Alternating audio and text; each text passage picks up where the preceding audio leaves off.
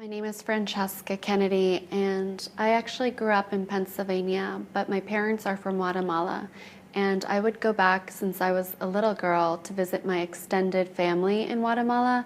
And a few years ago, in 2010, I went back to visit my grandfather in Guatemala, and the lake that I originally grew up swimming in had become completely polluted. It had been happening underneath the surface for many years, and back in 2010, it had all surfaced and it was covering the entire lake, and NASA actually called it one of the worst natural disasters to occur during our lifetime. You could see the toxic blue-green algae blooms from space. So I saw this, and I actually saw these little girls collecting the contaminated water because they had no other choice but to collect that water. And I decided I couldn't stomach it, and I thought, how can I help this situation? And during that trip, I went to the local market, like I did on every trip, to buy gifts for friends and gifts for myself. And I saw the huaraches, a local sandal that has existed for many years, and I've actually had hundreds of pairs since I was a little girl. And I thought to myself, why don't I update the quality, make it more contemporary, create jobs to the local environment, local economy in the lake region, and help create clean water for the lake as well. So that's how it all started, and it's been an incredible 2 years since we launched the company. So our sandals, our huarache sandals, are actually handmade by artisans in Guatemala. It takes them 3 hours to create each pair. And my idea behind the brand was to create jobs for the local artisans and indigenous people of Guatemala and help themselves out of poverty. So that was one idea that we had behind creating this brand. The other one is to impact the water environment in Guatemala, specifically the lake. And what we decided to do was to give to this organization called Asociación Puente in Guatemala. And what their impact is really changing the entire community of Guatemala by empowering women specifically.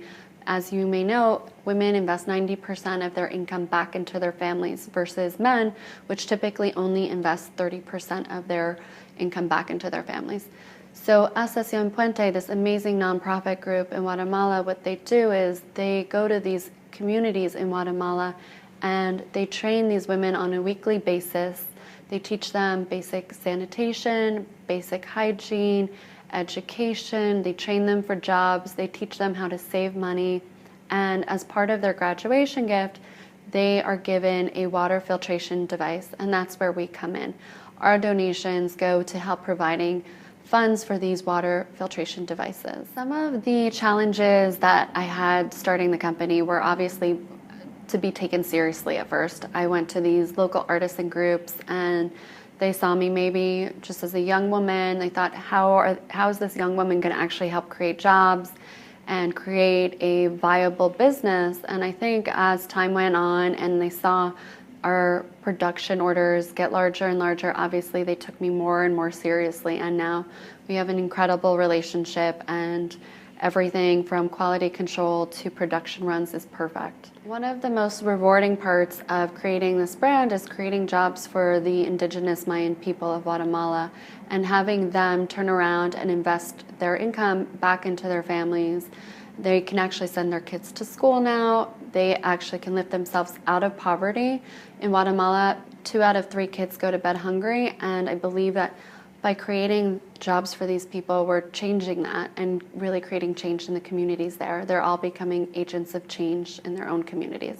The indigenous Mayan artisan groups through a family friend who, as her master's, had done a thesis on nonprofit groups in Guatemala, and that's how she found them, and she shared their contact information with me. They were producing many different products, scarves, clothing, everything you can imagine they were producing already. The weavers that we use to create the cotton for our shoes, they actually work in their own homes, and every time we have an order, the nonprofit group that we work with will go into the communities and say, hey, we have a new order, we need about 300 yards, who's available, who's not working, and that's how they work. So then every week they'll go back and collect all the yards of the fabric and bring it back into town where they assemble the shoes. There are a few men that help assemble the shoe, and they are the ones who hammer the shoe. They do a little bit more of the labor-intensive part of building the shoe. Most of the shoe consists of the cotton and the leather pieces, and the men just assemble it. So I would say about 10% of the shoe is assembled by men. Some of the key architects that have shaped our business and have inspired me obviously would be the founder of Tom's, Blake, has completely transformed the field for everyone with his one-to-one model, as well as any social entrepreneur or business company such as Warby Parker, anybody who goes back into the communities and really is trying to make a change and leave a lasting impression and legacy on this world, and just leaving the world a little bit better than how we found it. Those are the key architects that have inspired me. Generations today sometimes face two choices. One is going to follow their passion and something that drives them to jump out of bed every day versus going to whatever the other normal path is, and that might just be their parents saying, go find a steady job. So I think that the younger generations are facing that discrepancy and that battle in their head, whether they want to pursue something they're super passionate about or just follow the status quo. And I think that more and more, luckily, we're seeing younger generations follow their heart and finding something they're passionate to do with their life. One of the saddest things that occurs in Guatemala is that we actually have more natural resources than any other country in the world, yet we face a lot of malnutrition.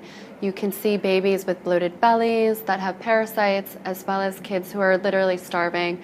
2 out of 3 kids go to bed hungry in Guatemala every day. And it's sad because right outside their doorstep, there's water, there's fruits, there's vegetation.